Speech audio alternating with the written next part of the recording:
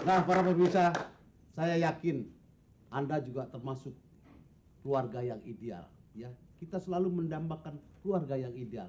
Suami istri kemana-mana sama-sama, nonton TV sama-sama, kemana-mana sama-sama ya, kecuali ke kantor ya. Yang pertama akan saya panggilkan dari keluarga Ibu Min Brojo. Tepuk tangan.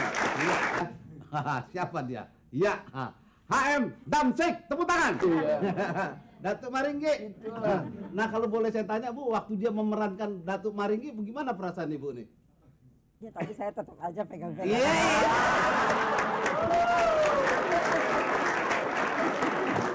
Sekarang saya mau tanya Ibu Min Brojo dan boleh dong perkenalkan Bapak siapa namanya? Pak Brojo. Pak Brojo juga. Oh iya. Oh sorry ya. Soalnya dulu waktu di film ini jadi istri saya. Kan nyewa situ. Kan sekarang sudah pulangin.